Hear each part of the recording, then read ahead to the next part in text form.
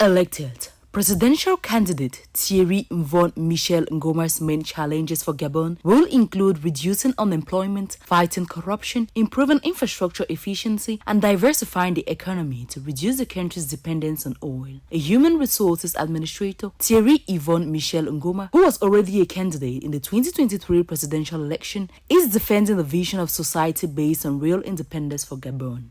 C'est déjà ma modeste personnalité que j'offre une forme de vision pour l'avenir. It is already my modest personality that a form of vision for the future of the Gabonese people, hence my position as a selected candidate. But I want to make it clear that you can't be a candidate if you don't have partners, if you don't have people with whom you can go into an election. Avec qui pouvons vous accompagner à une telle élection? Thierry Yvon Michel Ngoma, age 52, is an entrepreneur whose ambition is to take the country out of the CFA and repatriate its financial reserves in order to promote national construction. On the social front, he promises to improve the living condition of the Gabonese people by setting up innovative projects, including free health. 2025, c'est 2025 et je pense que cette fois-ci, c'est la bonne parce que la mesure... 2025 is 2025 and I think that this time is the right time because the need has been felt through failures, through inconsistencies, through the complaints and cries of the Gabonese people who have forced me to return to the political scene to once again seek their votes.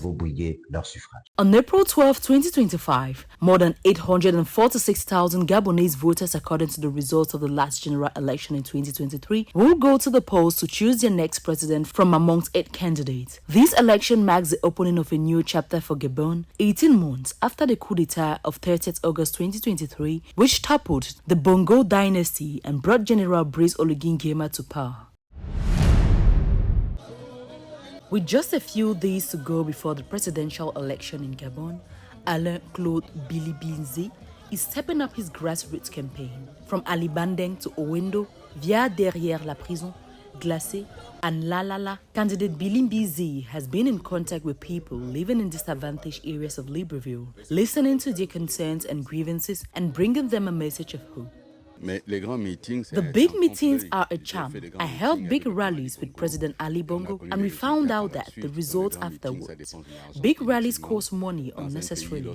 In a country where it rains, people's feet are in water.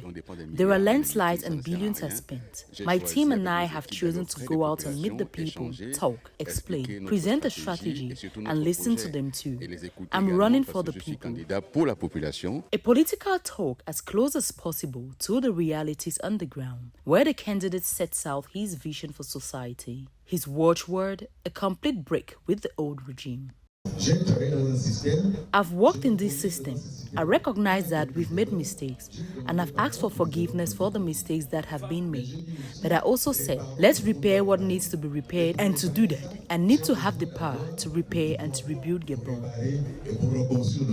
Bilie-By-Nze answers questions from the public, dispels doubt, and underlines his commitment to profound change in Gabon. I am happy because I have the impression that the further we go, the more people understand the strategy. When I arrived, people were already aware of the project I was carrying out. For young people, for women, for the third age, and the universal minimum, I was proposing. People are happy to hear that.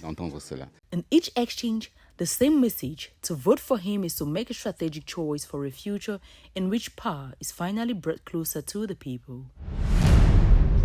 According to official statistics, only 20% of Gabon's estimated 9,170 kilometers road network is paved. This situation is affecting the transport of goods and people in this Central African country. To alleviate the problem, the government is committed to development and safety. This will be achieved by allocating a budget of 1,333 billion francs CFA to road infrastructure projects between 2024 and 2026. We don't have any transport equipment. We don't have any loading or unloading areas. We don't have a bus station. There are no bus stations in this country today, not in Libreville or anywhere else. But the bus station is an instrument for regulating transport and helping to make transport efficient, and we think that we need to start by making it a priority. In the same vein, The Gabonese government approved a draft decree at the Council of Ministers meeting in 2024, providing for the borrowing of 74 billion francs CFA to finance the construction of 4 footbridges, the new Ebel Abanga Bridge, and a flyover in the capital Libreville. A number of upgrades to secondary roads have also been launched. These initiatives aim to improve connectivity and accessibility in the region, giving people new hope for safe and easy travel. Le secteur des transports, le domaine des transports. The transport sector, as Jean-Robert said, is an area of sovereignty on one hand and at the center of economic and social activity on the other, and should be able to achieve special attention and take a very close look at what needs to be done to adapt the transport supply to the transport demand expected by the population. Despite the major challenges facing the country's road sector, it remains a priority for the government. With just a few days to go before the presidential election, the 8 candidates in the running are stepping up their rallies to convince as many Gabonese voters as possible with innovative ideas for developing the road sector in this Central African country.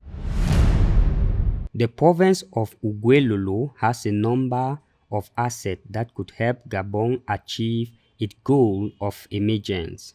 With a surface area of 25,380 km², covered by a rich forest, that is 10% of national surface area. 72% of this forest area is exploited in the form of forest concession by foreign companies, as well as by local forest permit holders. The forestry sector alone directly employs more than 1,000 Gabonese. The province of Ogooué-Lolo has a wealth of forestry potential in terms of gold. Several forestry companies have set up in this province to exploit timbers. There is also gold mining, which unfortunately does not contribute to the development of the locality. Malheureusement, ne profite pas au développement de ces localités. Cash crop farming has always existed in the province. The existence of former Sodaki farms in the canton of Lolo-Wakna, specifically in the village of Njole and Moila-Bouvi, bears witness to the interest this activity has aroused. Since 2022, the policy of the Caisse de Stabilisation et de Péréquation (CASTAP) has been to rehabilitate old farms and provide technical support to the local population with a view to revitalize the industry. Having visited all 4 departments in the province, it leaves a lot to be desired. Development is far-fetched. Development is a figment of the imagination. And with the arrival of the new president on 12 April, he must try to see how to make certain areas of Gabon autonomous. According to experts, agriculture, fishing, and aquaculture has great potential in Ogooué-Lolo but remains underdeveloped. Business opportunities in this sector remain underexploited by locals. Tourism and the hotel industries are booming in the province, and there is still considerable scope for development.